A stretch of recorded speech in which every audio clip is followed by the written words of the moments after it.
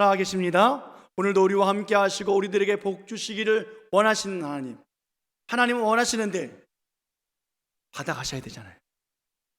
그 복을 누리시기를 예수님의 이름으로 축원합니다. 오늘 본문의 말씀 요한계시록, 여러분 너무도 우리가 잘 아는 책이에요.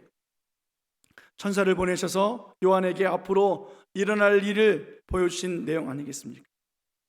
이 요한계시록을 우리가 펼치기 전에 요한의 일생을 먼저 살펴볼 필요가 있는데요, 요한이 지금 처해 있는 상황, 이 상황은 아주 절망적인 상황에 있을 때 이 책을 쓰게 됩니다. 그는 젊은 시절 큰 꿈을 가지고 예수님을 따라다닌 예수님의 제자입니다. 그런데 노년에 나이 들어서 죽기 전에 그는 아주 절망적인 삶을 살아갑니다. 지금 요한이 머물고 있는 곳은 반모섬이라고 하는 섬이에요. 지금 유배당해서 감옥에 갇혀 있는 상태입니다. 이 반모섬은 터키와 그리스 사이의 여러 섬들 중에 한 섬인데, 그 사이즈가 우리나라 영종도쯤 되어지는 섬이라 그래요. 한 17km, 9km 되는 그 섬입니다. 근데 이 섬은 바위 산으로 덮여 있어요. 그러니까 농사를 지을 수가 없어요. 가까스로 그냥 밀농사를 조금 지을 수 있는 정도.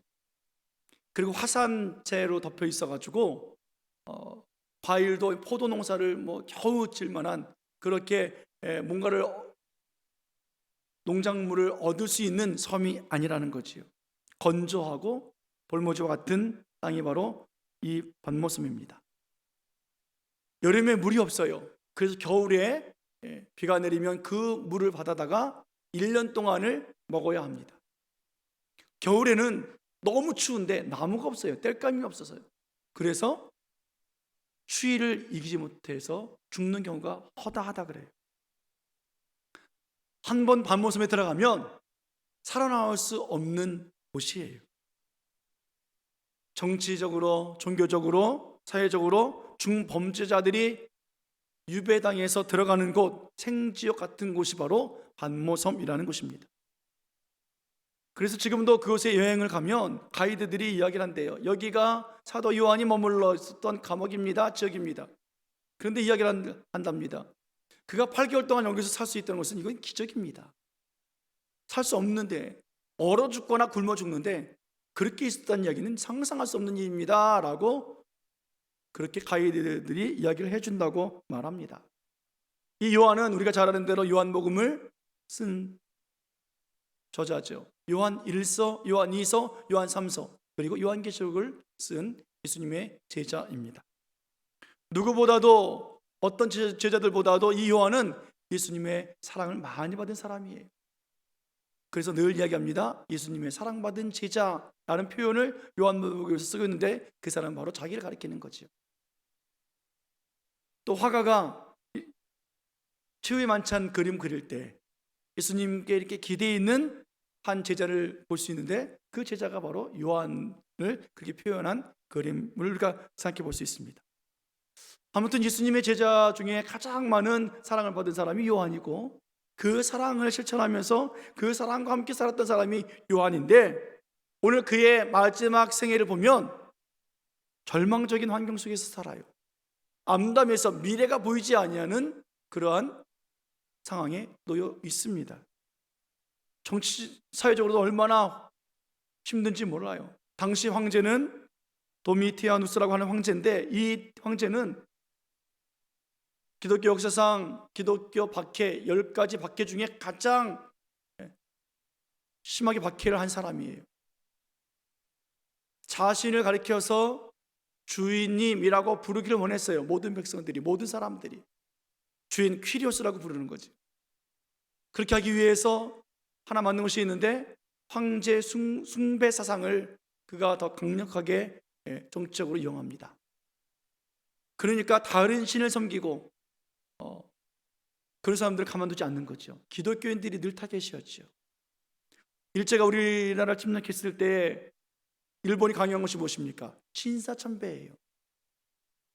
믿는 사람들은 큰 문제 없습니다. 가족과 신사에 절하는 게 뭐가 문제겠어.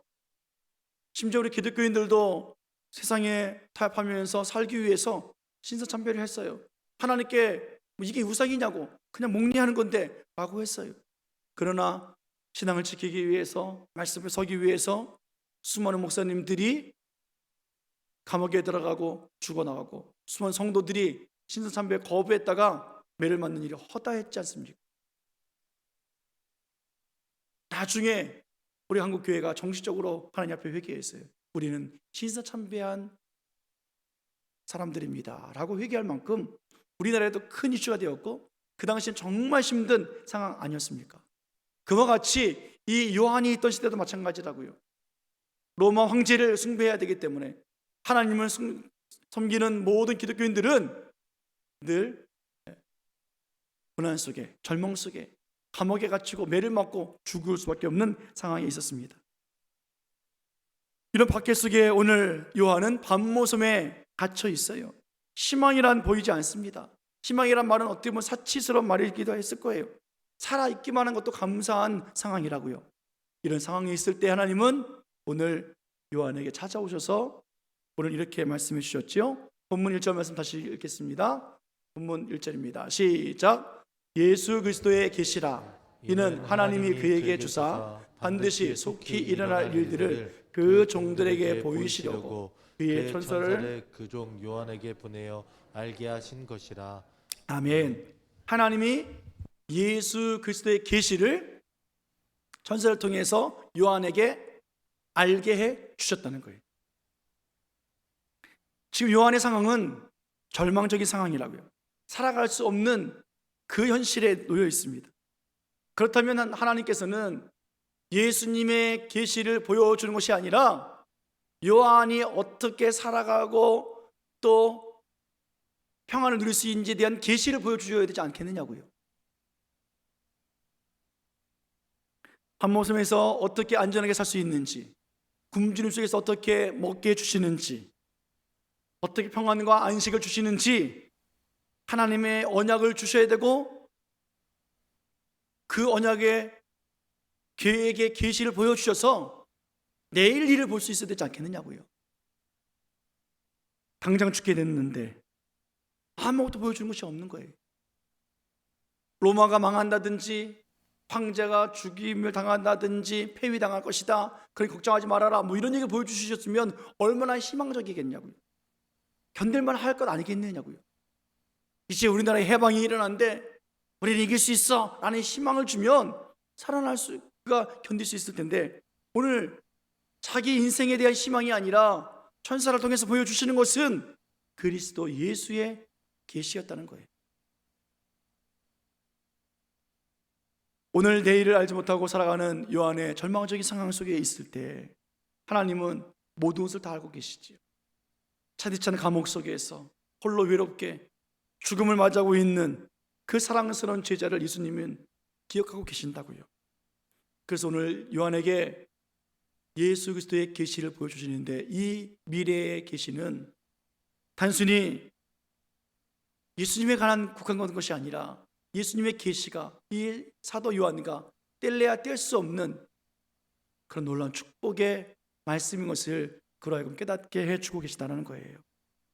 그가 감옥 속에 있지만 어떻게 감옥에서 살아갈 수 있는지에 대한 이야기를, 그가 죽어서 어떻게 천국에 갈 수 있는지, 천국은 또 어떤 곳인지 하나님께서 다 영적인 눈을 뜨게 해주셔서 보게 하시고 듣게 하시고 경험하게 해주시고 계시다는 거예요.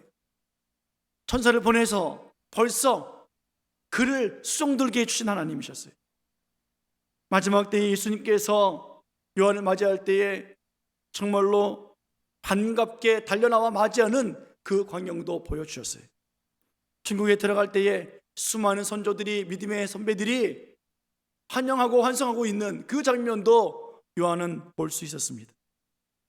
그리고 하나님 앞에 섰을 때에 생명의 면류관을 씌워주시는 장면도 볼 수 있었어요. 그리고 천국에서 영원히 왕노릇하면서 살아가는 그 놀라운 것들을 그에게 다 보여주셨습니다.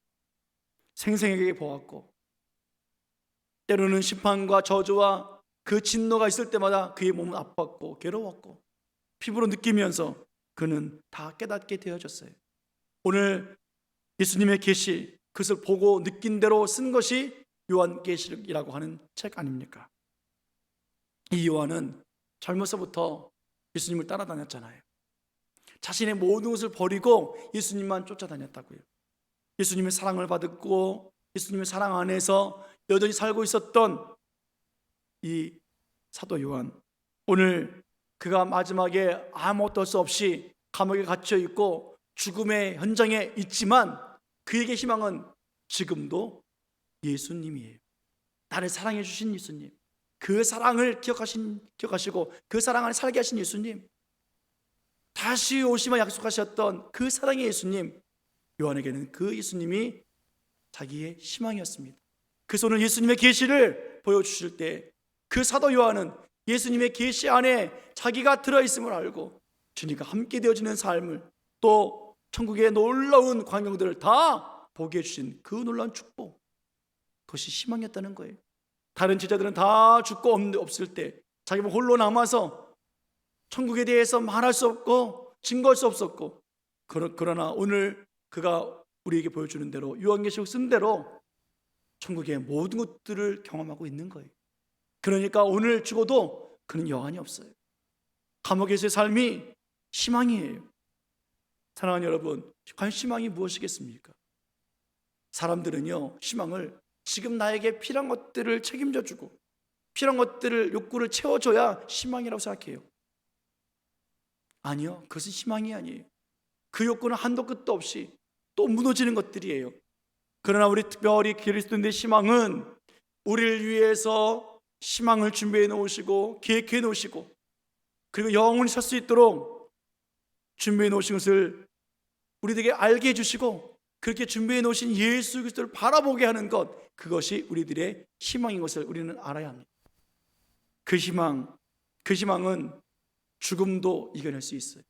그 희망은 절망 속에서도 일어나 걸어가게 할 수 있는 희망입니다. 그 예수님 주시는 희망이야말로 우리들의 모든 문제들을 해결해 주시고 육체의 약함과 생명도 치유해 주시는 놀라운 은혜가 있는 희망입니다. 여행자들에게 있어서, 다른 사람들에게 있어서 밤모섬은 아름다운 섬처럼 보이지만 현실은 그렇지 않았잖아요. 그 안에 갇혀 있는 사람들은 죽음의 장소였다고요.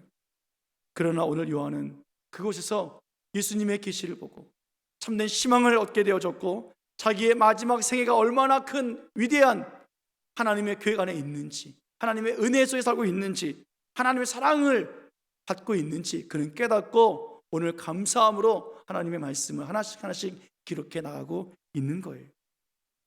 요한계시록을 읽을 때마다 하나님을 나의 희망으로 알고 고백하는 사람들, 그 사람들은 이 말씀이 큰 위로와 축복이에요. 그러나 하나님을 알지 못하고 예수님을 희망 삼지 못한 사람은 요한계시록 읽을 때마다 두려움이에요.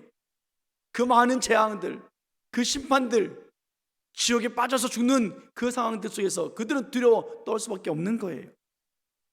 여러분들은 요한계시록을 어떻게 이해하고 계십니까? 어떻게 듣고 계십니까? 또 어떻게 읽고 계십니까? 예수 그리스도가 우리의 희망이에요. 따라해 볼까요? 예수님은 우리의 희망입니다.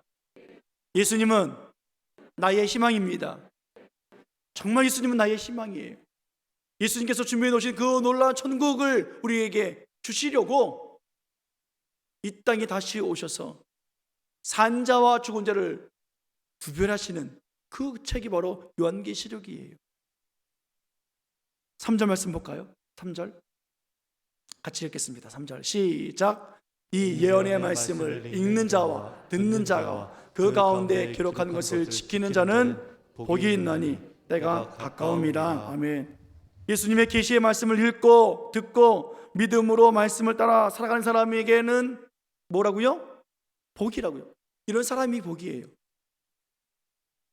따라하겠습니다. 나는 복입니다. 나는 복이 있는 사람입니다. 오늘도 말씀을 듣고 있잖아요. 예수님의 계시의 말씀을 듣고 있잖아요. 이 말씀을 읽고 그 말씀을 믿음으로 따라가는 사람은 복이라고요. 어떤 재앙이 와도 어떤 심판이 와도 우리는 천국에서 영원히 왕노릇하며 생명의 면류관, 의의 면류관, 쓰면서 우리는 살아갈 존재들이라고요. 지금 힘이 들어도, 그러니까 천국을 소유한 사람들, 예수님이 나의 희망입니다 라고 말하는 사람은 걱정 없는 거예요. 가이드들이 어떻게 그 속에서 요한이 살아갈 수 있는지 모르겠습니다. 왜 몰라요? 우리는 아는데 하나님의 은혜였어요. 하나님의 지켜주심이었어요. 하나님의 먹이심이었어요. 하나님의 돌보심이었습니다. 우리는 무엇을 자랑해야 될까요? 내가 하나님 말씀을 지키는 것을 자랑해야 돼. 내가 하나님 말씀을 듣고 있고 하나님 말씀을 읽고 있는 것을 우린 자랑해야 돼요. 나는 복이라는 것을 자랑해야 돼요. 내 안에 계신 예수 그리스도를 자랑해야 돼요. 예수님이 나의 희망인 것을 자랑해야 돼요. 십자가를 우리는 자랑해야 돼요. 내가 십자가에 예수님과 함께 못 박혀 죽었고 예수님과 함께 살아났습니다. 이것을 우리는 자랑해야 한다고요. 요한 보십시오. 주를 위해서 살기 위해서 그는 자기의 모든 것을 다 버리고 주님을 따라다니면서 3년을 살았어요. 부활하신 예수를 만난 이후에 그는 더더욱 온 세상을 복음의 증인을 위해서 온 세상을 살아갔던 사람입니다. 오늘 우리는 어떻습니까? 우리도 요한처럼 기자들처럼 주님 앞에 모든 걸 내어놓고 지금까지 살아왔지 않습니까? 우리들의 시간, 우리들의 건강, 우리들의 헌신, 우리들의 예물, 우리들의 모든 것을 다 주 앞에 드리며 살아왔던 우리들입니다.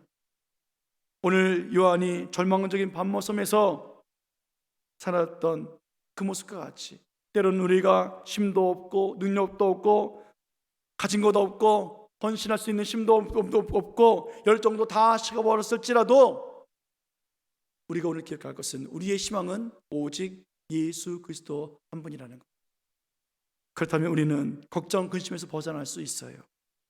우리는 하루하루 희망 없는 인생이 아니라 희망 가지고 소망 가지고 천국의 그 복 누리며 살아가는 복된 사람들이 바로 우리에게 오늘도 하나님을 바라보며 나아가야만 합니다. 그런데 문제는 우리 주변에 많은 사람들이 희망 없이 살아가요. 절망으로 살아갑니다. 포기하면서 살아갑니다. 근데 그들은 안 믿는 사람들이니까 그렇다 쳐요. 우리들도 우리 안에도 그런 사람들이 있기에 안타까워요. 수십 년을 예수님 믿었습니다. 교회 중직자가 되었습니다. 희망을 가지고 살아가는 우리들인데 우리는 여전히 변화되어지지 못하고 있어요. 이스라엘 백성들 애굽에서 나와서 그들의 희망은 가나안이었어요. 가나안을 향해서 가기 위해서 지금 어려운 광야길을 걷고 있습니다. 거기서 먹는 것 만나가 얼마나 맛있고 얼마나 큰 은혜였는지, 그것이 얼마나 희망이었는지 그들은 깨닫지 못하고 미래를 바라보지 못하고 소망 바라보지 못하고 말씀을 듣고 읽고 지키지 않으니까 복된 삶을 살지 아니하니까 과거 것 생각하고 있는 거예요. 종살이 했을 때 주인에게 얻어먹었던 고기, 부추, 참외, 마늘 이런 거 달라고 요구합니다. 아니요.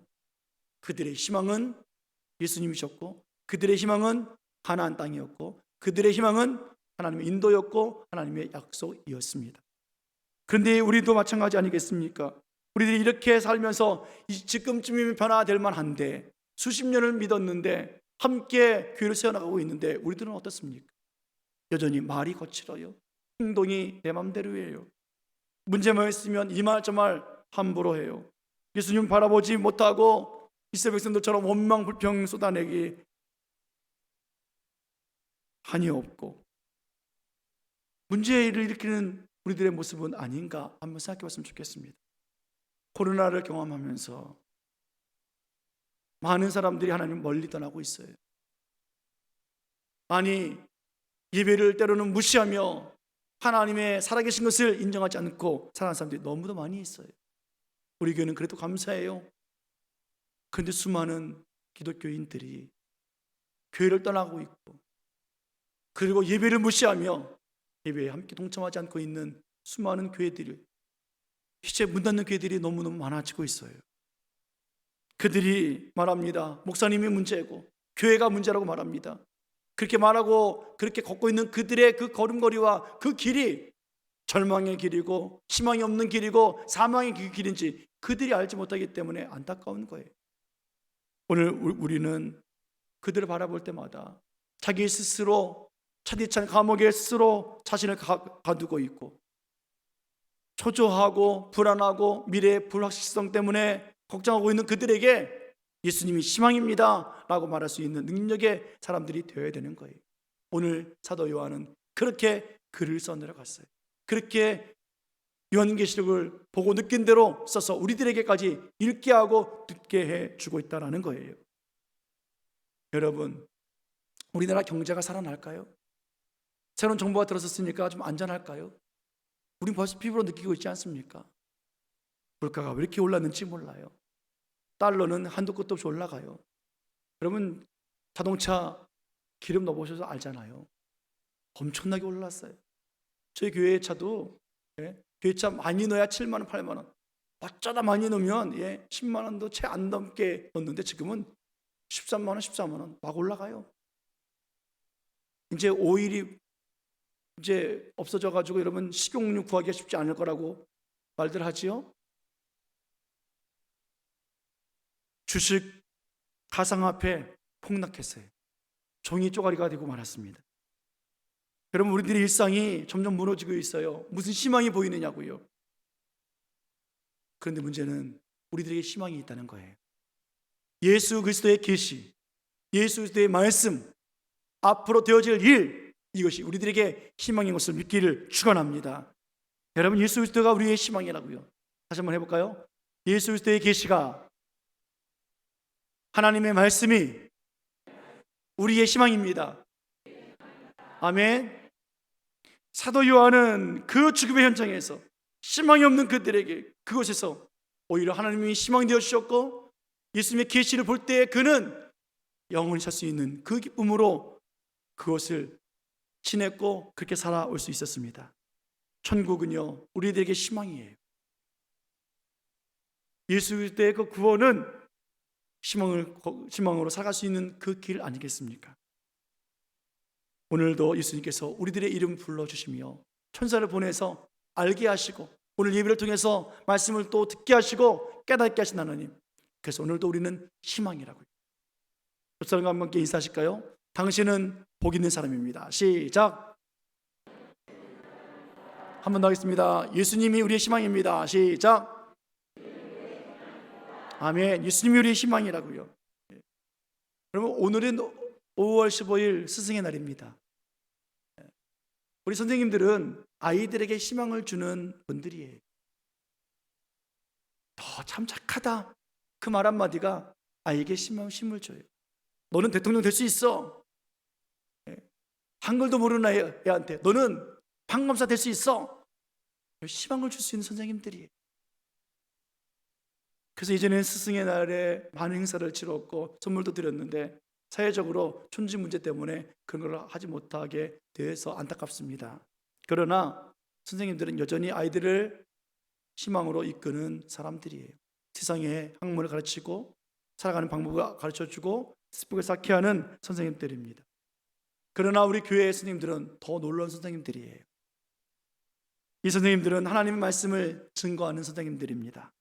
절망과 포기와 희망이 없는 그들에게 예수님의 계시를 전해주는 능력 있는 하나님의 일꾼들이에요.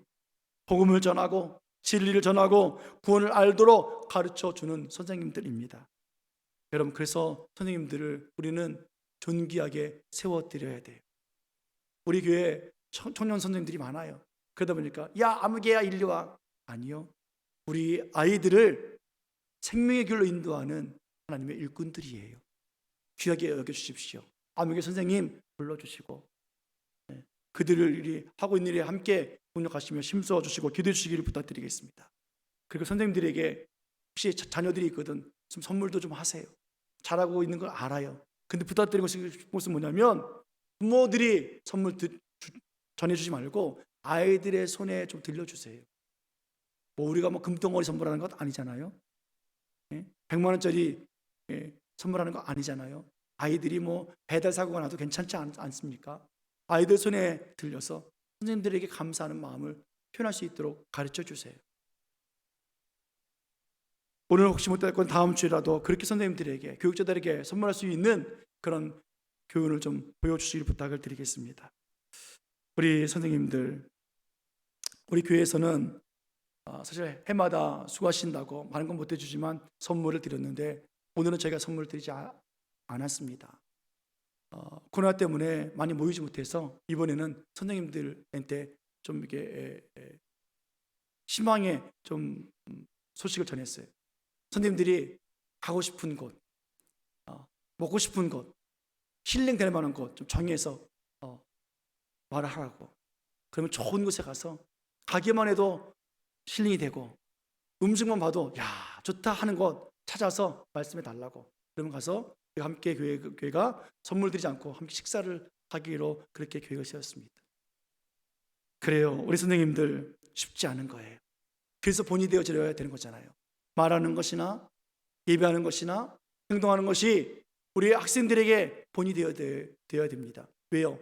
예수 그리스도의 계시가 희망인 줄 알기 때문에 그래요. 그 말씀이, 그 예수님이 나의 희망인 줄 알기 때문에 선생님들이 먼저 본을 보여야 학생들이 보고 배우고 또 가르친 대로 살아갈 수 있기 때문에 그래요. 오늘 그런 선생님들을 위해서 우리가 함께 기도해주고 그렇게 함께 힘을 합쳐 나가는 교회가 되어져야만 합니다. 목회하다 보면 또 전도하다 보면 이런 얘기를 종종 들어요. 예전에 제가 교회 나갔습니다. 제가 학생부 나갔고요, 청년부 나갔고요, 제가 임원도 했었어요 라는 이야기를 합니다. 다 과거형이에요. 했었어요 라는 거예요. 그 말은 뭐예요? 지금은 교회 나가지 않고 있다라는 거예요. 이유는 당연하겠죠. 교육자에 의해서 상처받았을 것이고 선생님들 때문에 상처받았을 것이고 교회에 문제가 있었을 것이고 그럴 거예요. 그러나 그 문제가 아니에요. 더 깊이 들어가 보면 그들이 예수 그리스도의 계시를 전해 듣지 못했기 때문에 그래요. 하나님의 말씀을 읽고 듣고 지키는 것이 복인 줄 알지 못했기 때문에 과거형으로 살고 있는 거라고요. 그래서 우리 선생님들이 그렇게 중요한 거예요. 오늘도 예수님의 계시를 전하는 사람들, 그 복음 앞에서 오늘도 고민하고 갈등하고 선생님들의 괴로움은 내가 하나님의 사람을 살아야 되는데 살지 못하는 것 때문에 근심하고 있는 그 모습을 아이들이 보고 말씀 앞에 결단하고 있는 선생님들, 그 모습이 그대로 전달되어지는 그런 역사 말입니다. 그럴 때 그 아이들이 인생의 절망 속에서 암담한 현실 속에서 무엇을 찾아야 하는지, 어디가 길인지, 어디가 자신의 생명과 인생을 결정하게 되어지는지 알게 되어질 수 있다라는 거예요. 오늘 스승의 날을 통해서 특별히 선물 드리지 않지만 오늘 말씀으로 축복합니다. 선생님들 예수님의 이름으로 사랑하고 축복합니다. 여러분, 우리 교회는요 정말 하나님께서 특별히 사랑하시고 돌보시는 교회예요. 어른이나 젊은이나 아이나 모두 할 것 없이 하나님께서는 다음 세대를 꿈꾸게 하시고 희망을 주시기 있는 교회이기 때문에 그래요. 우리 교회가 특별한 교회라면 우리 교회에 속해 있는 성도들도 특별한 성도이겠죠? 옆 사람 축복해 볼까요? 당신은 특별한 성도입니다. 시작. 축복할 때는 좀 과감하게, 좀 오버하면서. 자, 시작. 예, 공짜잖아요. 돈 들어가는 건 아니잖아요. 예, 특별한 하나님의 교회, 특별한 성도들 바로 우리들입니다. 왜요? 이 답답하고 점점 어려운 시기에 살아가는 아이들, 미래가 보이지 않는 청년들, 힘이 없고 약해서 나이가 들어서 아무것도 할 수 없는 우리들, 어른들에게 하나님 말씀하십니다. 너희가 다음 세대에게 하나님 주시는 그 약속들이 있지 않습니까? 우리들에게 희망을 주시는 말씀이에요. 지경을 주시고 그 지경을 넓혀 주신대요. 원수들을, 악인들 쫓아버리신대요. 누구에게요? 다음 세대에게. 그들이 누구예요? 우리들이잖아요. 사랑하는 여러분, 이것이 우리들의 희망입니다. 희망의 말씀 믿기를 축원합니다. 우리의 희망, 다음 세대라고요. 내가 심지 않은 것을 먹는 거예요. 내가 세우지 않은 성읍에서 살아가는 거예요. 내가 심쓰지 않고 내가 만들지 아니하는 천국을 누리며 영원히 살아가는 것, 이것이 다음 세대의 삶의 모습입니다. 모든 것이 희망이 되어서 우리에게 찾아오신 그 예수님, 날마다 우리들에게 희망의 하루하루를 살게 해주시고 하나님 능력 안에서 기쁨과 소망으로 살게 해주신 하나님, 이것이 바로 우리들의 희망 아니겠습니까? 사도 요한이 밤모섬에 있던, 우리가 초가상간 어느 곳에 있든 우리의 희망은 오직 예수 그리스도, 그의 계시, 그의 말씀, 그리고 그와 함께하는 삶의 모습입니다. 내 영혼과 내 마음을 보존해 주시고 죄악에서 해방시켜 주시고 심판에서 멀리 떨어지도록 역사해 주신 하나님, 하나님의 계시, 하나님이 함께 하시면 우리는 무엇이든지 가능한 사람들이기에 오늘도 우리는 특별한 사람들입니다. 여러분, 아브라함을 생각해 보세요. 갈대아 우르에서 하나님의 말씀을 따라 갈 바를 모르지만 달려왔어요. 하나님의 말씀이 무엇이었습니까? 희망이 무엇이었습니까? 약속의 땅 가나안이에요. 네 자손에게 줄 땅이에요. 아들 하나 없는 그에게 내 자손들에게 줄 땅이다. 그는 그것을 희망 삼고 달려나가는 거예요. 갈 바를 모르지만 나아가는 거예요. 사랑하는 여러분, 우리 교회의 희망이 무엇입니까? 다음 세대입니다. 우리 교회의 희망이 무엇입니까? 지경을 넓혀주시는 겁니다. 우리 교회의 희망이 무엇입니까? 충만하라, 정복하라, 다스리라 아닙니까? 오늘 하나님께서 우리들에게 그 복 주시기를 원하고 계시는 거예요. 히브리서 11장에 보면 아브라함이 부름받을 때 그런 일이 있었다라고 분명히 말씀해 주고 있는데요, 히브리서 11장 8절 9절 말씀 보겠습니다. 같이 읽을까요? 시작. 믿음으로 아브라함은 부르심을 받았을 때에 순종하여 장래 유업을 받을 땅에 나아갈새 갈 바를 알지 못하고 나아갔으며 믿음으로 그가 이방의 땅에 있는 것 같이 약속의 땅에 거류하여 동일한 약속을 유업으로 받게 받은 이삭과 및 야곱과 더불어 장막에 거하였으니. 무슨 말입니까? 믿음으로 아브라함은 부르심 받을 때 장래 유업으로 받을 땅에 나아갔다고 말하고 있어요. 갈 바를 모르지만 믿음으로 이방의 땅에 있는 것 같이 약속의 땅을 받는 것을 믿고 그는 나갔고, 그렇게 믿음으로 나갈 때 거기에서 결국에는 거류하며 유업으로 받았고 그의 아들과 그의 손자와 함께 살아가고 있었다라는 것 아니겠습니까? 사랑하는 여러분, 이것이 우리의 희망이에요. 우리가 오늘도 예수 그리스도가 나의 희망인 줄 알고 믿음으로 나아가면 말씀을 읽는 자와 그리고 말씀을 듣는 자와 지키는 자들에게 복이 되는 그 삶을 살아가면 우리 자손과 우리 후배들이 다음 세대가 되어져서 하나님 약속의 땅, 영원한 땅, 그리고 천국에서 우리 영원히 누릴 수 있는 것 아니겠습니까? 그 복이 우리들의 삶의 복인 줄 믿기를 예수님의 이름으로 간절히 축원해 드립니다. 축원합니다. 여러분, 현실 보지 마세요. 환경 보지 마세요. 그러면 현실 보고 환경 보면 우리들의 마음이 흔들려요. 우리들 생각이 무너진다고요. 자꾸 우리를 충동시켜서 우리로 하여금 실수하게 만들고 죄를 짓게 만든다고요. 왜 다른 환경에 휩쓸립니까? 왜 사람들의 말에 휩쓸립니까? 왜 세상의 그 매스컴에 흔들립니까? 오늘 우리는 예수 그리스도가 나의 희망인 줄 알고 말씀을 가까이 하고 말씀을 듣고 우리를 안전하게 하시고 평안케 하시고 축복의 길로, 생명의 길로, 은혜의 길로 걷게 하신 그 하나님과 날마다 동행하며 살아가는 우리들의 모습이 되어지기를 원합니다. 밤모섬에서 죽음을 앞에 두고 있고 죽을 위기 속에 있었던 요한은 하나님의 계시의 말씀을 듣고 희망의 삶을 살고 미래를 바라보며 오늘 요한계시록을 기록합니다. 마지막 날에 하나님의 구원의 역사를 보았고 하나님의 진노와 심판 속에서 자유함을 얻었고 천국에서 놀라운 희망을 경험하며 그는 살았습니다. 그렇게 사랑했던 예수님을 만난 그 사도 요한처럼 오늘 우리들도 어느 곳에 있든지 무엇을 하든지 그리스도의 사랑 안에서, 그리스도의 계시의 말씀 안에서 오늘도 주님과 동행하며 살아갈 수 있는 복이 있는 삶을 살아가시기를, 그 희망을 놓지 아니하는 우리들의 인생이 되어지기를 예수님의 이름으로 간절히 다시 한번 축원해 드립니다. 기도하시겠습니다.